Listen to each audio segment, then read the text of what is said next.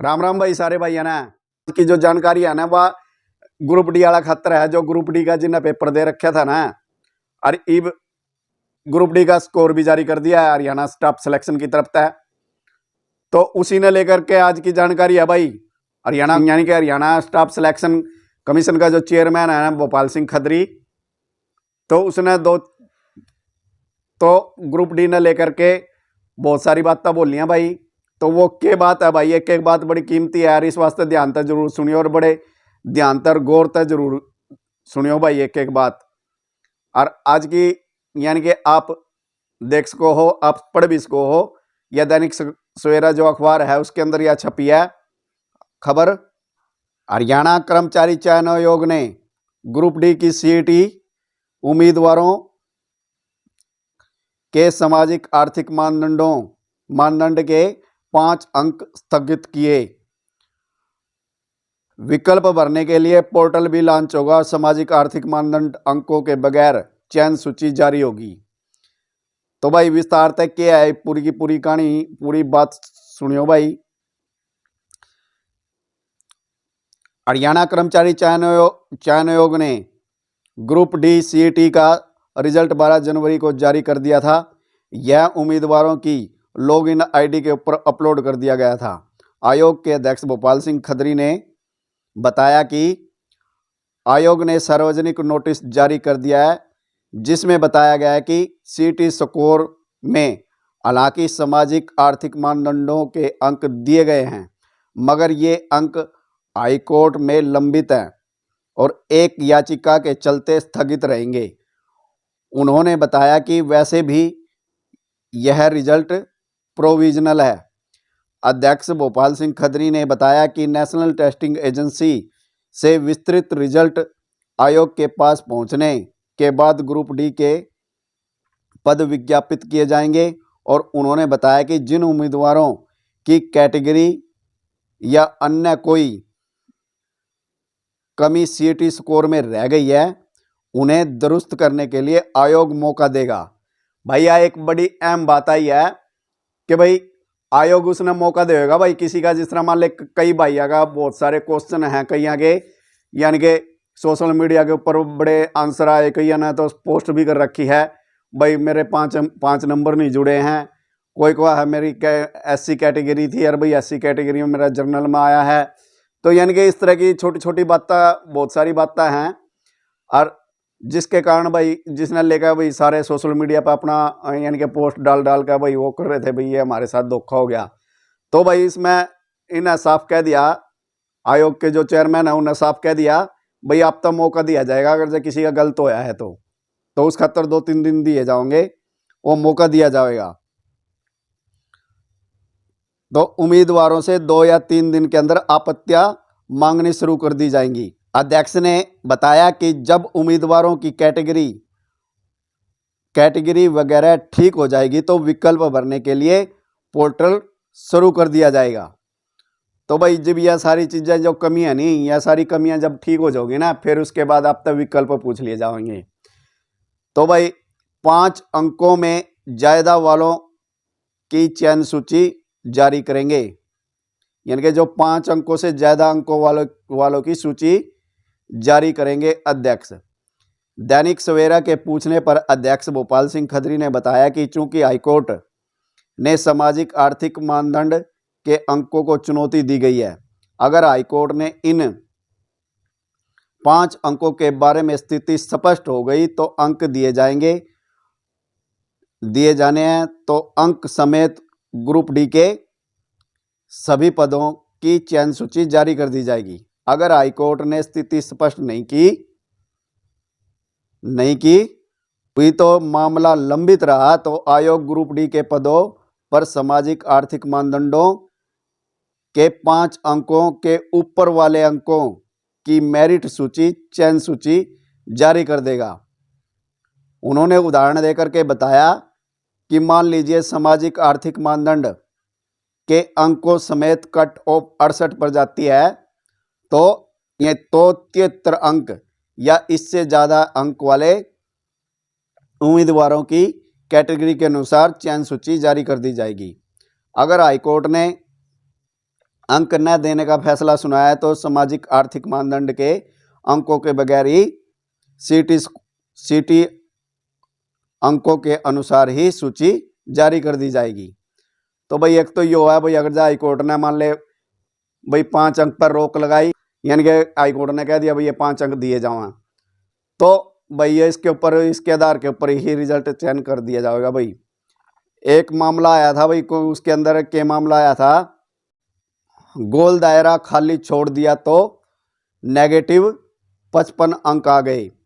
तो भाई एक मामला आया था भाई सोशल मीडिया पर, आप सब ने भी देखा होगा कि भाई एक उम्मीदवार था जिसने भाई अपने सोशल मीडिया के ऊपर प्रचार कराया भाई मेरे 55 अंक भाई नेगेटिव दिखा दिया और रिजल्ट भी न्यू दिखा दिया भाई नॉट क्वालिफाइड।